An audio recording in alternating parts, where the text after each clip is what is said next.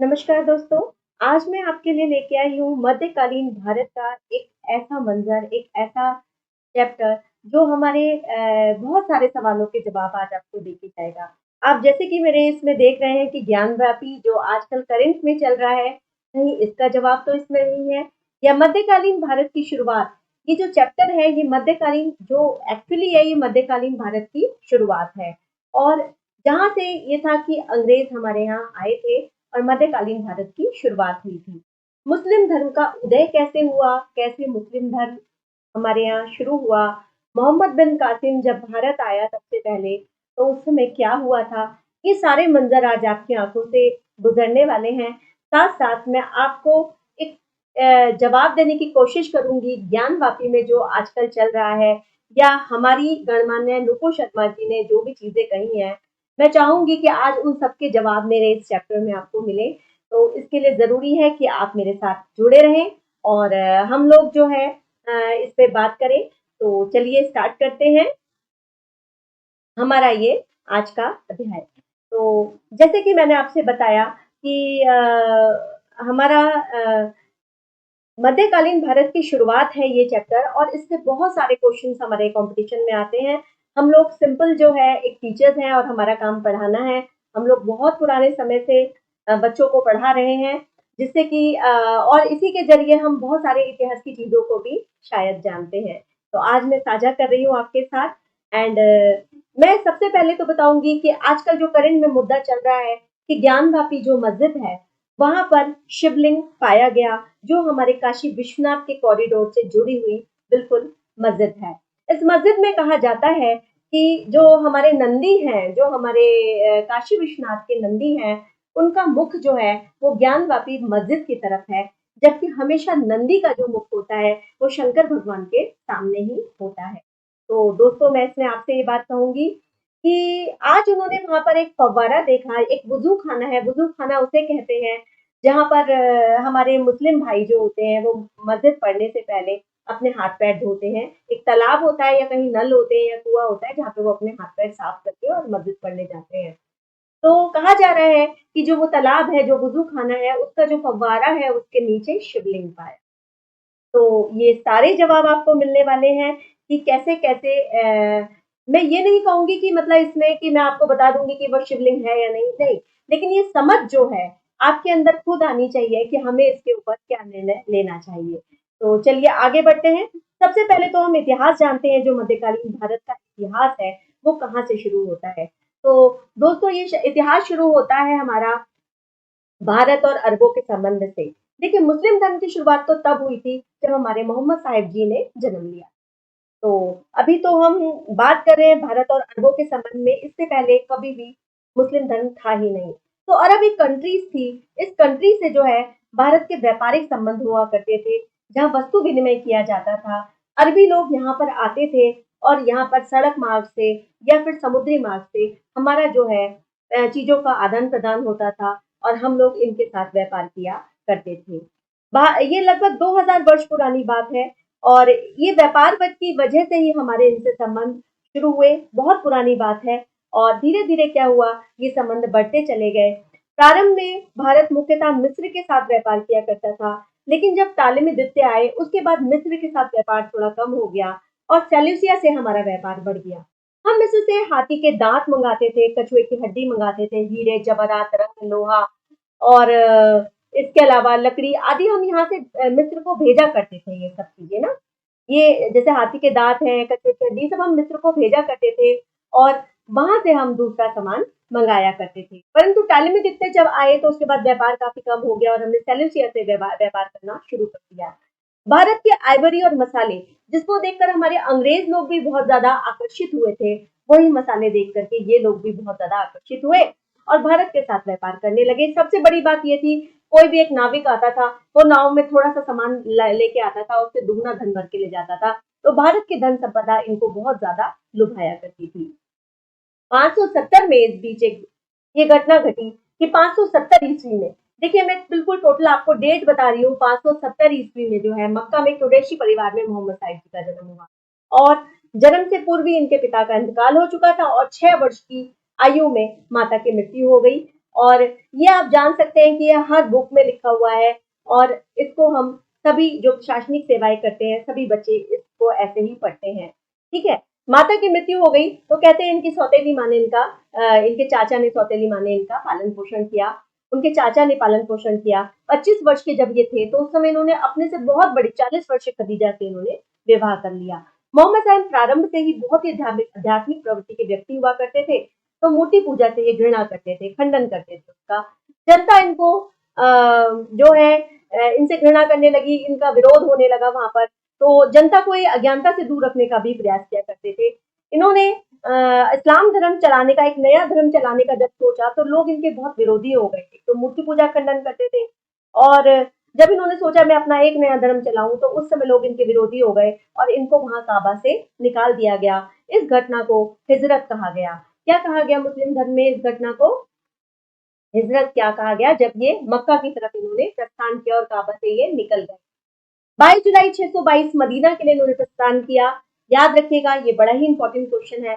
Medina में अनेक व्यक्ति मोहम्मद साहिब के अनुयायी हो गए और वहां उन्होंने इस्लाम धर्म स्वीकार कर लिया।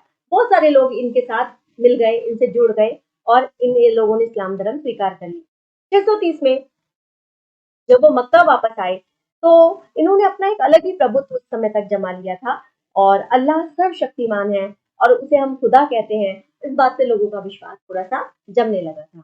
8 जून 632 इनकी मृत्यु हो गई। देखिए, जन्म और मृत्यु की डेट बिल्कुल क्लियर है। 8 जून 632 इनकी मृत्यु हो गई। तब तक ये पूरे अरब में जहां पर कुछ संस्कृति नहीं थी, पूरा इस्लाम धर्म फैला चुके थे। इस्लाम धर्म किसी प्रकार के जाति बंधन को नहीं मानता, कोई ऊंच नीच नहीं रखता, भाईचारे की भावना, समानता की भावना का इस्लाम धर्म में समावेश है। कोई लड़ाई झगड़ा इस्लाम धर्म नहीं जानता। जो हमारा बेसिक है धर्म का, इसके प्रथम 4 खलीफा हुए अबू बकर, उमर, उस्मान और अली, जिन्होंने इस्लाम धर्म की ने इनके समय में बहुत ज्यादा प्रगति करी और संपूर्ण विश्व में इस्लाम धर्म का बोलाबाला हो गया। बहुत सारी कंट्रीज हमारी मुस्लिम थी। 712 ईस्वी में भारत और अरब के संबंध केवल व्यापारी थे, लेकिन उसके बाद जो राजा थे, जो भारतीय राजा थे, बड़े बड़े राज्य थे, धर्म ग्रंथों के अनुसार हमारे धर्म में भी कहा गया था कि समुद्र पार करना वर्जित है, इसलिए भारत कभी अरब की तरफ भरे ही नहीं।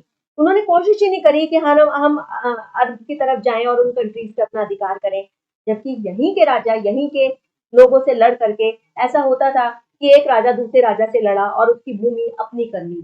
लेकिन ये लोग दूसरी कंट्री पे नहीं जाते थे क्योंकि हमारे धर्म में कहा गया था कि समुद्र पार करना उचित है, इसलिए उधर की तरफ कभी भी नहीं बढ़े। परंतु इस्लाम धर्म के साथ स्थिति बिल्कुल विपरीत थी। मुसलमानों ने अपने धर्म को विश्व धर्म परिवर्तित करने के लिए की इच्छा को बलवती कर लिया और ये चारों तरफ फैल गए। इस्लाम धर्म की उत्पत्ति के सिर्फ 100 ही साल बीते थे कि जो खलीफा है वो विश्व का सबसे शक्तिशाली शासक बन गया। खलीफा बाल प्रथम ने भारत पर विजय के साथ साथ मोहम्मद बिन कासिम को यहाँ भेजा। देखिए, सबसे पहले मोहम्मद बिन कासिम आया, कब आया? 712 ईस्वी में मोहम्मद बिन कासिम आया और उसने जो है आया और सिंध पर वह पहुंचा, जिससे आप यहाँ पर देख सकते हैं उसकी एक फोटो से। हमारे बहुत एक इतिहासकार हैं टी अनरोल्ड, वो ये कहते हैं कि धर्मांध मुस्लिम शासकों यानी धर्म में अंधे मुस्लिम शासकों के प्रयास से ही नहीं बल्कि व्यापारी मौलवियों के प्रयोगों के फलस्वरूप भी इस्लाम विश्व के कोनों कोने तक पहुंच चुका था और धर्मांध मुस्लिम शासकों के प्रयासों के फलस्वरूप इस्लाम के विस्तार को बहुत बल मिला था। इसके अनेक कारण थे कि जो अरब सिंध पर आक्रमण क्यों करना चाहते थे, इसका कारण ये था कि अरब में धार्मिक धर्म की प्रचुरता थी, वो इस्लाम धर्म को दूर दूर तक फैलाना चाहते थे। इस उद्देश्य से तीसरे खलीफा ने 636 से 37 ईस्वी और 643 से 44 ईस्वी भारत पर विजय का सफल प्रयास। प्रसिद्ध इतिहासकार हमारे लेन पोल कहते हैं कि धन संपदा को देखकर ये आकर्षित हो गए, जिसलिए भारत आना चाहते थे। तीसरा कारण ये भी था इसमें कि देवल और आधुनिक कराची जो समुद्री डाकुओं को सजा देना चाहते थे, क्योंकि क्या था कि जिन्होंने जो अरब थे उन्होंने उनके लिए जो है 8 जहाजों में कीमती सामान भरकर भेजा था, जिसको श्रीलंका के शासक ने खलीफा को भेजा था। लेकिन इराक के हजाज के ये तोहफे के रूप में भेजा गया था, जिसको रास्ते में लूट लिया गया। अब ये जो लूट लिया गया तो इन्हें लगा कि ये सिंध के शासक ने लूटा है और इन्होंने सिंध के राजा दाहिर से कहा कि भाई हमारा ये सामान लूट गया है रास्ते में, जिसकी भरपाई आपको करनी पड़ेगी। और तब सिंध पर आक्रमण करने के लिए सेना भेजी गई और सिंध के हिंदू राजा ने उसको हरा दिया। हज्जाज ने इस अपमान को सहन नहीं किया। उसने अपने दामाद या भतीजे मोहम्मद बिन कासिम को आक्रमण करने भेजा। जिस समय आक्रमण करने भेजा तो 4000 सैनिक भेजे और 1000 खच्चर और अन्य सामान भी उसके साथ था। कुछ समय के बाद जो है गवर्नर मोहम्मद हारून ने उन्हें 5 पत्थर फेंकने वाले यंत्र दिए और हर यंत्र के साथ जो है 500 सैनिक थे, यानी 2500 सैनिकों की सहायता मिल गई। देवल और मकरान से मोहम्मद बिन कासिम ने देवल के लिए प्रस्थान किया और रास्ते में जाट और मेद लोगों को दाहिर के विरुद्ध कर दिया। जो राजा दाहिर था, जिसके ऊपर इन्होंने ये आरोप लगाया था कि समुद्र से जो सामान हमारा गायब हुआ है वो आपकी वजह से हुआ है, तो दाहिर ने कहा भाई मैं इसका उत्तरदायी नहीं हूँ। तो वहां से मोहम्मद बिन कासिम को भेज दिया और कासिम ने रास्ते में जाट और मेद लोगों को दाहिर के विरुद्ध कर दिया। 712 ईस्वी, ठंड का मौसम, देवल के बंदरगाह पहुंचे और देवल को घेर लिया। राजा दाहिर का भतीजा वहां पे प्रशासक था। उसने अरबी सेना का डटकर मुकाबला किया, परंतु पराजय का सामना करना पड़ा। अरबों ने संपूर्ण शहर में लूटपाट करी। जो 17 साल की आयु वाले व्यक्ति थे उन्हें मौत के घाट उतार दिया।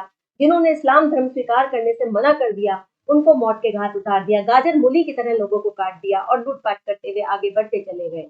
देवल पर अधिकार करने के बाद मोहम्मद बिन कासिम सिंधु नदी पार करके ब्राह्मणाबाद पहुंचा, जहां राजा दाहिर से उसका जमकर मुकाबला हुआ और उसकी सेना अब अरबी सेना पर भारी पड़ गई। अचानक क्या होता है कि राजा दाहिर जो हाथी पर बैठ करके युद्ध लड़ रहे थे, अचानक से उनका हाथी घायल हो जाता है और अपनी सेना पर उल्टा चलने लगता है। और हाथी जब घायल होता है तो उल्टा चलता है, उसने अपनी सेना को कुचल दिया। राजा दाहिर घबराए नहीं और घोड़े पर आकर लड़ने लगे। लेकिन क्या हुआ, उनकी सेना ने जब देखा तो कि उनका शासक अपनी सवारी पर नहीं है तो उसकी हिम्मत टूट गई। सेना में भगदड़ मच गई और राजा दाहिर हार गए। दाहिर की मृत्यु जैसे ही होती है, उनकी पत्नी पानबाई अपनी सखियों के साथ जौहर कर लेती हैं। जौहर राजस्थान की वो घटना है जिसमें पति की मृत्यु के बाद जो रानियां होती थी वो अग्नि में कूद जाती थी। महाराजा दाहिर का पुत्र जयसिंह सूबेदार था। मोहम्मद बिन कासिम का उसने प्रतिरोध किया। राजा दाहिर की एक दूसरी पत्नी थी लाड़ी देवी, जिसने मोहम्मद बिन कासिम से जो है विवाह कर लिया। मोहम्मद बिन कासिम को अब अपार संपदा मिली राजा दाहिर की, साथ साथ में उसकी दो पुत्रियां भी मिली, सूर्या देवी और परमल देवी। जो है जो कहते हैं कि इस्लाम धर्म में राजा कासिम की प्रसिद्धि चारों तरफ फैली। उसे मुस्लिम जगत का सितारा कहा गया और इसके बाद मोहम्मद बिन कासिम रुका नहीं, उसने अरवल पर अधिकार कर लिया। सिंध का अधिकांश भाग पर उसका अधिकार हो चुका था और अब वह मुल्तान के पास जा रहा था, जिसे लैंड ऑफ गोल्डन लैंड कहा जाता था। और मुल्तान के लिए भी उसने अबू हाकिम के साथ कन्नौज विजय के लिए भी एक सेना को भेज दिया। मोहम्मद बिन कासिम जितनी तीव्रता से वह उसका उदय हुआ, वैसे ही विनाश भी हो गया। राजा दाहिर की जो दो पुत्रियां थी, सूर्याबाई और परमल बाई, जिसे उसने खलीफा के हरम में भेजा, तो उन्होंने खलीफा से कहा कि हम आपके योग्य नहीं हैं। तब खलीफा ने मोहम्मद बिन कासिम को मृत्यु का आदेश दिया और मोहम्मद बिन कासिम का सिर धड़ से अलग कर राजकुमारियों के आगे रख दिया गया। ये था मोहम्मद बिन कासिम की मृत्यु का षड्यंत्र, जिसका वह शिकार हो गया। उसकी मृत्यु के 150 वर्षों तक खलीफा का ही राज्य उस क्षेत्र पे रहा और राजा जयसिंह का अधिकार रहा। तो जैसे मैं आपको बताना चाहती हूँ कि ये पूरी एक स्टोरी है, जिस स्टोरी में मैंने आपको बताया कि मुस्लिम किस तरीके से आए और मुस्लिम जगत जो है वो किस तरीके से बचा, किस तरह से उनके खलीफा हुए और खलीफाओं का राज्य हुआ। तो देखिए ये एक ऐसी स्टोरी है जिसमें हम कह सकते हैं कि हमारे जो ईश्वर हैं, हमारे जो खुदा हैं, वो इस समय से जन्म और ये है। लेकिन आपसे अगर मैं एक प्रश्न करती हूँ कि प्लीज मुझे एक डेट दीजिए ब्रह्मा जी के जन्म की, तो क्या आप दे पाते हैं? नहीं दे पाते। तो हमारी जड़ें बहुत गहरी हैं, तो आप उन जड़ों पर जमे रहिए, उसका पार पाना बड़ा मुश्किल है। हम सभी लोग ये चाहते हैं, जानते हैं कि लगभग 600 ईयर्स तक मुस्लिम ने हम पे राज्य किया है और हमारे ऐसे ऐसे मुस्लिम राजा हुए हैं जिन्होंने ये कहा कि हम इस भूमि को दारुल हर्ब से दारुल इस्लाम बनाएंगे, यानी मूर्ति पूजा का खंडन करेंगे। मूर्ति भंजक कहा जाता था महमूद गजनबी को, जिसने सारी मूर्तियां तोड़ी और सारनाथ के मंदिर तक पे चढ़ाई करी, वहां से लूटपाट किया। आप जानते हैं इस चीज को। तो जितनी भी हमारी संपदाएं हैं, चाहे हम ताजमहल के लिए किस कमरों का जिक्र करते हैं या ज्ञान वापी का जिक्र करते हैं या हम कुतुब मीनार में पाई जाने वाली कुछ चीजों का जिक्र करते हैं, हम लोगों के दिमाग में या हमारी बाबरी मस्जिद है, हम पहले से जानते हैं कि ये सब चीजें पहले से हमें ज्ञात हैं कि हर मंदिर को तोड़ करके मस्जिद बनाई गई थी क्योंकि उनका ध्येय ही यही था कि हम लोग मुस्लिम इस्लाम धर्म को बढ़ाएंगे। और यही इच्छा आज मैंने अपने चैप्टर में आपको बताने की कोशिश की है कि उन्होंने ऐसे खलीफा बनाए जो जगह जगह जाके धर्म का प्रचार कर रहे थे और मुस्लिम धर्म को बढ़ा रहे थे।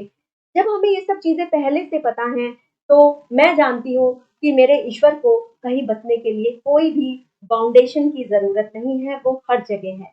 मैं अंत में आपसे यही कहूंगी कि ये मत कहो खुदा से तेरी मुश्किलें बड़ी हैं, ये मुश्किलों से कह दो मेरा खुदा बड़ा है। आती हैं आंधियां तो उनका खैर मकसद तूफान से ही तो लड़ने खुदा ने तुझे गढ़ा है। तो चाहे वो हिंदू भाई हो या मुस्लिम भाई हो, मैं दोनों से कहूंगी कि वर्तमान में आज 1000 वर्षों के बाद उन चीजों पे न लड़े जो चीजें हमें पहले से पता है। धन्यवाद। अगर इसी तरह की विशेष आपको कुछ सूचना चाहिए तो please like and subscribe my channel exam expert. धन्यवाद।